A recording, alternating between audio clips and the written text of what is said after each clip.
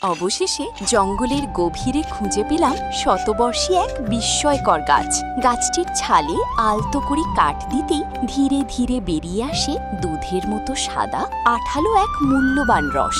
আশ্চর্যের বিষয়, এই গাছ 10 থেকে 12 বছরে মাত্র একবারই এমন অমূল্য উপহার দেয়। তাই অনেক যত্ন, ধৈর্য আর ভালোবাসা দিয়ে দিনের পর দিন সেই রস সংগ্রহ করা হয়।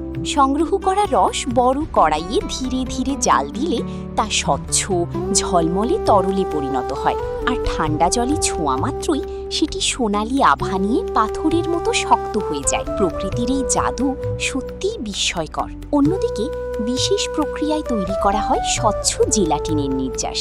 সুগন্ধি চাল সারা রাত ভিজিয়ে রেখে ভালোভাবে শুকিয়ে সূক্ষ্ম গুঁড়ো করা হয়। তারপর সেই চালের আটা দিয়ে তৈরি করা হয় নরম, কোমল ও মসৃণ খামির। খামিরটি ছোট ছোট টুকরো করে গাছের সেই মূল্যবান রসের সঙ্গে ধোঁয়ায় সেঁকে নেওয়া হয়, যাতে মিশে যায় এক মৃদু প্রাকৃতিক সুবাস।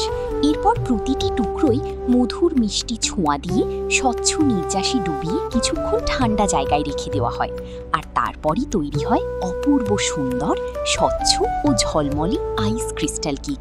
হালকা মিষ্টি স্বাদ আর স্পঞ্জের মতো নরম গঠনে ভরা এই মিষ্টি যেন প্রকৃতির মায়াময় এক অনন্য উপহার। আপনি এই প্রাকৃতিক কেকটি খেয়ে দেখতে চান? কমেন্ট করুন, লাইক ও শেয়ার করে আমাদের সঙ্গে থাকুন।